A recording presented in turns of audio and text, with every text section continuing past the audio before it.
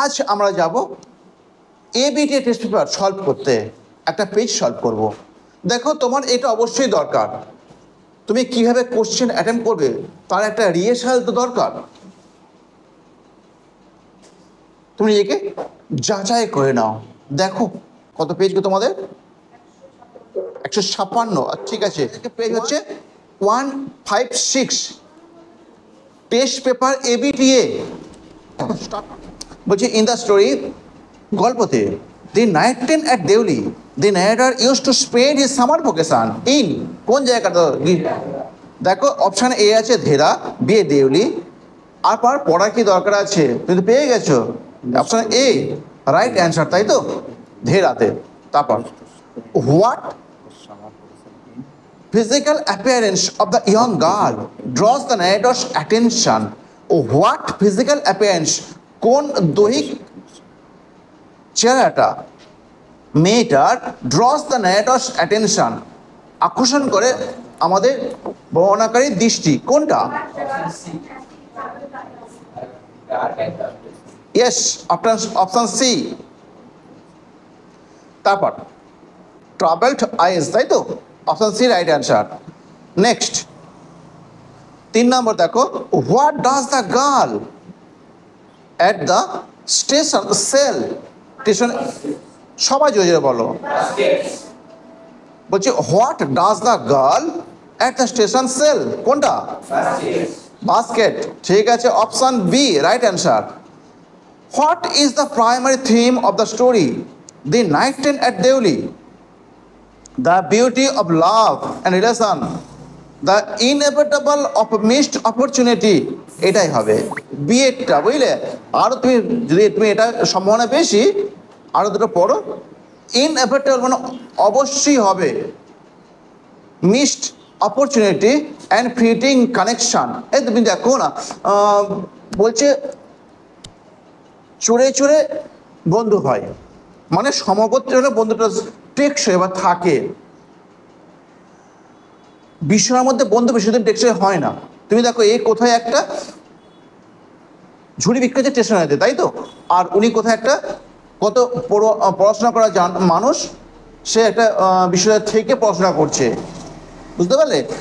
তাই সে কত উঁচু ধরনের মানুষ, এদের মধ্যে সম্পর্ক থাকে নাকি? ইনএভিটেবল যে অবশ্যই হবে, ইনএভিটেবল মানে অবশ্যই হবে কি? Missed opportunity. তারপর দেখো, সেটা the struggle of rural life, the struggle সংগ্রামটা গ্রাম্য জীবনে, এরকম তো কিছু দেওয়া নেই। দি অ্যাডভেঞ্চারার অফ ট্রাভেলিং মানে দুঃসাহসিক ভ্রমণ, এরকম কিছু হয়নি। নেক্সট, তাহলে এটা তুমি বিয়েটা দাগ দিলে। তারপর 5 নম্বরটা, in the story strong root APJ Abdul Kalam's father use to start his day at, বলো? 4 AM, তিনি নামাজ পড়ে দিন শুরু করতেন, তাই তো? What does Abdul Kalam's father teach him? Abdul কালামের বাবা তাকে কি শিখিয়েছিলেন? অ্যাবাউট ট্রাভেল অ্যান্ড সাফারিং, কষ্ট এবং, একই দুটো মানে ট্রাভেল মানে কষ্ট, এই সম্পর্কে কি শিখিয়েছিলেন? দেখো, যখন এই কথাটা বলেছিলেন না, সে প্রার্থনা, what is the relevance of prayer, যখন জিজ্ঞাসা করেছিলেন এপিজে কালাম ওনার বাবাকে, তখন এই কথাটা বলেছিলেন যে মানুষ যখন কষ্টের মধ্যে থাকে তখন মানুষ এই কষ্ট থেকে বার হওয়ার জন্য একজনকে সাহায্য চাই। আমি সেই কাজটাই করি, কিন্তু আমাদের কালাম বলেছিলেন যে this is not a correct approach, এটা হয় একটা সঠিক পদ্ধতি। কেমন? তোমরা আমার ভিডিওটা দেখো নি, ওই জন্য এরকম করছো। ভিডিওটা আরেকবার দেখবে, সব ক্লিয়ার হয়ে যাবে। দেখো, কালামের যে আমাদের স্ট্রং রুটের যে 3টে ভিডিও একটা সিরিজ করা আছে, সেটুকুনি দেখে নিও, ক্লিয়ার হয়ে যাবে। আমি তো গ্যারান্টি দিচ্ছি ক্লিয়ার হয়ে যাবে। আর অপশান বি রাইট অ্যান্সার। দেখো, one should always seek help to overcome them. One should always seek, সবসময় খোঁজ করে, সিক খোঁজ করে, হেল্প সাহায্য, টু ওভারকাম কাটিয়ে উঠতে দেম সেগুলোকে। তারপর 7 নম্বর দেখো, APJ Abdul Kalam's birth place was in the island town of, yes সিয়েটা। Anton Chekhov's short story the bet, explore the theme. কোনটা হতে পারে দেখো? ম্যারেজ অ্যান্ড কনজুগাল লাইফ, বলছে বিবাহ এবং বৈবাহিক জীবন, না না এসব নয়। নেক্সট বলছে ফ্রেন্ডশিপ, বন্ধুত্ব অ্যান্ড নেবারহুড এবং প্রতিবেশী, না এটাও নয়। কাল্টিভেশন অফ ল্যান্ড, কৃষিকাজ। ডিএটা value of knowledge and meaning of life and man's purpose, ডিএটা okay. During his spell of confinement, তার বন্দিত্ব অবস্থায়, the lawyer was deprived of, the লয়ারটা ডিপ্রাইভড মানে বঞ্চিত হয়েছিলেন, কি থেকে বঞ্চিত হয়েছিলেন? অফ দ্য রাইট, অধিকার থেকে, টু ক্রস দ্য, সিটা অপশন সি। তারপর the lawyer had to begin the confinement from 14th November, 14th November, 14 নভেম্বরের 14, আর সালটা হচ্ছে তোমার 70, সিয়েরটা 1870 এবং 1885-তে মুক্তি পেয়েছিল। তাহলে আমাদের গদ্য থেকে যে 10টা এমসিকিউ, 10টাই হয়ে গেল। তোমরা কত পেলে নিজে আমাকে হিসাব করে বলে দাও, কত পেলে? আমি সব থিওরি পড়ে গেছি, আমার তো সিলেবাস শেষ হয়েছে, রিভাইজ বন্ধ হয়ে গেছে, এবার তুমি তাও পারলে না। প্রশ্ন করো, নিজের মনকে প্রশ্ন করো, আমি কি করছি? আমি কিন্তু সেমিস্টার পড়েতে খুব একটা বেশি কেন দেখাতে পারবো না, কেরামতি যা দেখানোর আছে, তোমার এক্সপার্টিস, তোমার যা কিছু মনে হয় তুমি থার্ড সেমিস্টারে দেখিয়ে দাও। কেন ফোর্থ সেমিস্টার তুমি খুব একটা বেশি মার্ক ক্যারি করতে পারবে না, তোমার থার্ড আর ফোর্থ মিলেতে গড় হবে যে তারপর যে নাম্বার তুমি ক্যারি করবে সেটাই তোমার অ্যাভারেজ নাম্বার হবে। কেমন? সুতরাং থার্ডটাকে একটু ভালো করে পড়ো, বুঝতে পারলে? নেক্সট পড়বে তো, কথা দিলে কিন্তু পড়বে।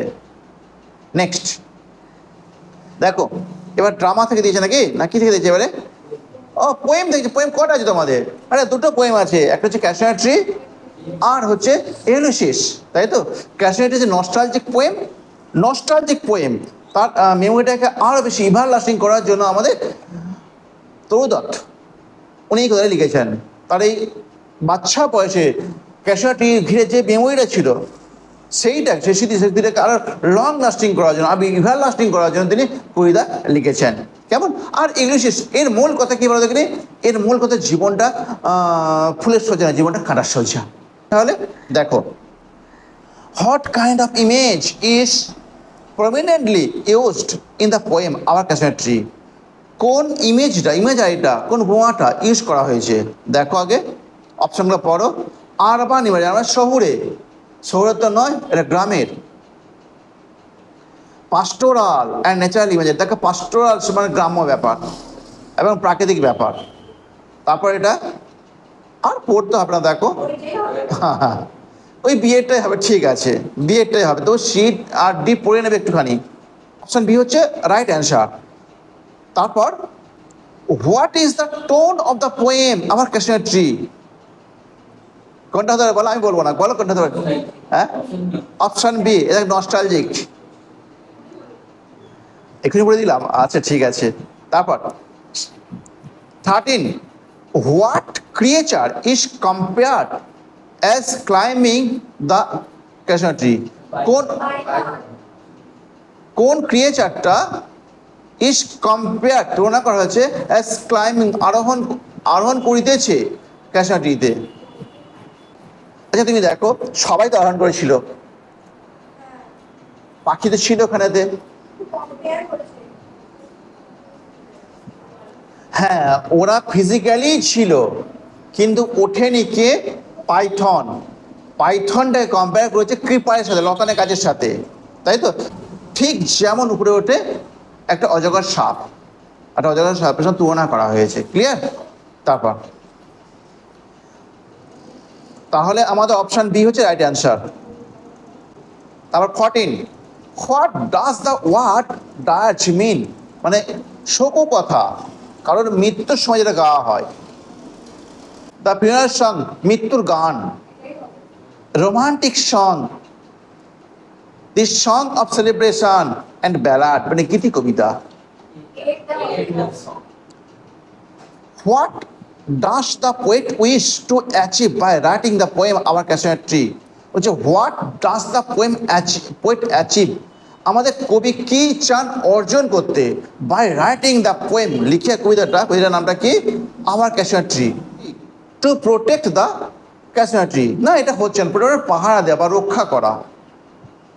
Two immortalize her memories of loved ones, to immortalize মানে অমর করতে, হার মেমোরিজ তার স্মৃতিগুলোকে, অফ লাভড ওয়ান্স।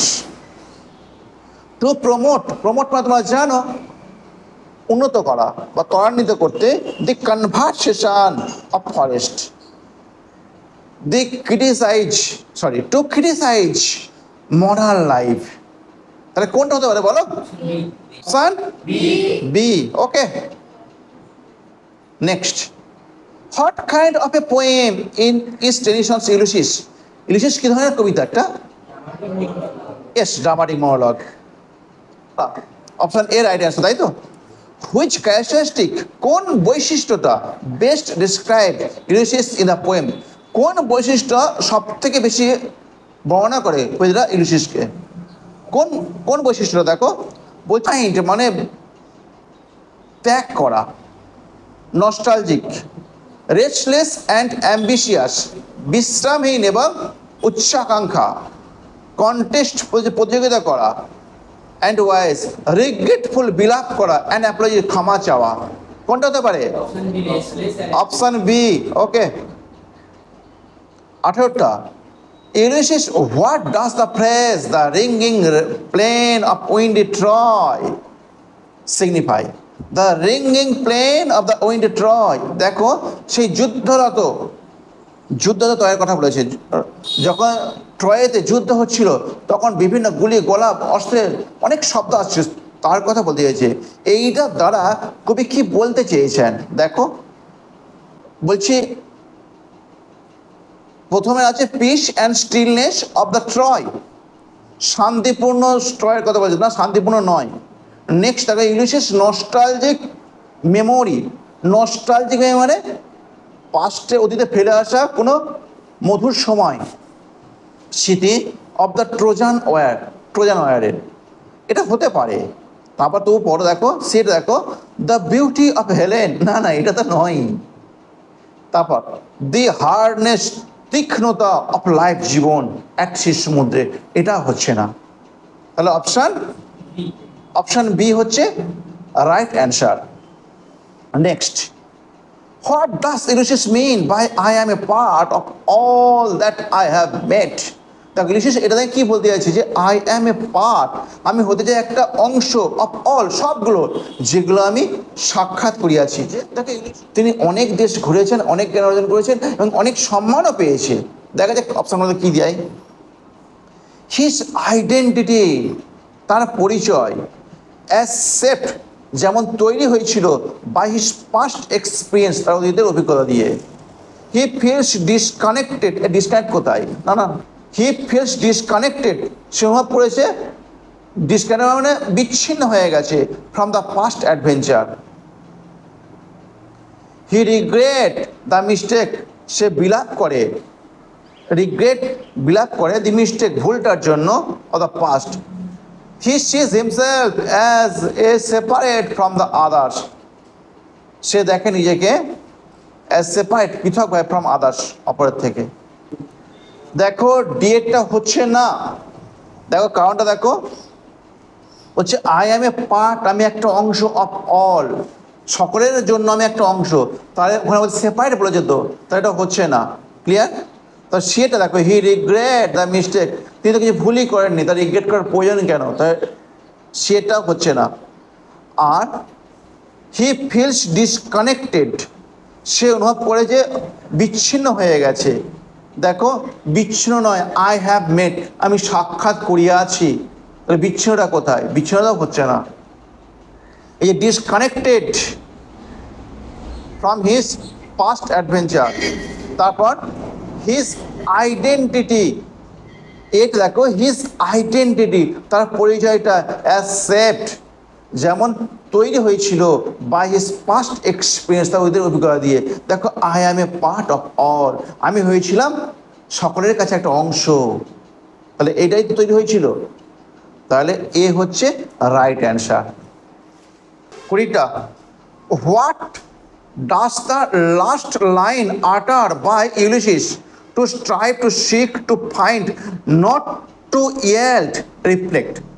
এই যে লাইনটা বলছে টু স্ট্রাইভ, মানে বলতে চাইছে যে আমি জীবনটাকে সর্বাত্মকভাবে ব্যবহার করব, জীবনে যতখানি পারি জ্ঞান অর্জন করতে আমি সে জ্ঞানটা অর্জন করব, আমি জীবনে একটা অংশ বিশ্রাম নেবো না বা পিছিয়ে আসবো বা কোনো যে ত্যাগ করবো না। কেমন দেখা যাক অপশন কী কী দিয়েছে দেখো। তার রেজিগনেশন মানে ত্যাগ করা হচ্ছেই না। হিস ডিটারমিনেশন, তার দৃঢ় প্রতিজ্ঞ, to live life fully despite challenge. এইটা একটু বাদ দিয়ে পড়ো, সেটা দেখো। হিস বিলিভ, তার বিশ্বাস, in the power of fate, না এটা তো হচ্ছেই না, বলছে দুর্ভাগ্য তো হচ্ছে না। তারপর his desire to return to Ithaca, সে ইচ্ছা করছে ইথাকা ফিরেতে। তাহলে 3টে যেগুলো হলো না, আর একটা বাকি হতেই পারে। দেখো বিয়েরটা দেখো ভালো করে, হিস ডিটারমিনেশন, তার দৃঢ় প্রতিজ্ঞ, টু লিভ লাইফ ফুললি, চালনা করতে জীবনটাকে সম্পূর্ণভাবে চ্যালেঞ্জ মোকাবেলার সাথে, ডিসপাইট চ্যালেঞ্জ মোকাবেলার সাথে। তাহলে এটাই হচ্ছে, বুঝতে পারলে? তাহলে B is the right answer. ড্রামাটা দেখো, ড্রামাটা করে আজকে শেষ করব। দি প্লে রাজর্ষি ইজ সেট ইন, কোন জায়গায় হয়েছিল? জায়গাটা কি দেখো, London, Dublin, one of the island of the coast Ireland, the Irish country side. কোনটা হতে পারে বলো? C, option C. ঠিক আছে, option C correct answer. Who wants to go to the golf affair, কে চাই যেতে গলফ অ্যাফেয়ারতে? বাটলে অপশন পাওয়ার দরকার নেই। Yes, C, option A right answer. I will ride down on the red mare and the grey pony will run behind me. Grey pony symbolize কোনটা? Option A. ঠিক আছে, অপশন এ হচ্ছে right answer. তারপর no man at all can be living for ever and we must be satisfied, who said this? Maria. ঠিক আছে, D এরটা, option D. What attitude of Maria can be seen at the end of the play, কোন মনোভাবটা মারিয়ার can be seen দেখা গেছে at the end of the play, মানে মানুষ জন্মালে মৃত্যুবরণ করবেই, এবং এই নিয়ে আমাদের বেশি বিলাপ করা দরকার নেই, আমাদের সকলের তৃপ্তি পাওয়া দরকার। তিনি এই কথাটা বলেছিলেন। দেখা যাক শেষে এই কথাটা বলেছেন, দেখা যাক কী পাওয়া গেছে। হার স্টোইক নেচার, আর কিছু পড়তে হবে না। ইনথুসিয়াজম মানে উৎসাহ, ইউথফুল ভাইগর মানে যৌবনের সাহস, হার এক্সাইটমেন্ট অ্যাবাউট লাইফ, তার উত্তেজনা জীবন সম্পর্কে, স্টোইক নেচার এটাই সঠিক অ্যান্সার। স্টোইক মানে স্থিতিশীল নেচার, প্রকৃতি। কেমন? স্থিতিশীল প্রকৃতি। তাহলে অপশান এ হচ্ছে রাইট অ্যান্সার। এরপর গ্রামার নয়, ভেরি ইজি, তখন বলে দেবো। দেখ কতক্ষণ লাগবে। আজকের ভিডিও এটুকুই থাকছে, এরপরে আমি নেক্সট একটা পেজ আনসিন এবং গ্রামারটা প্র্যাকটিস করাবো। ক্লিয়ার? বাই বাই, ভালো থেকো।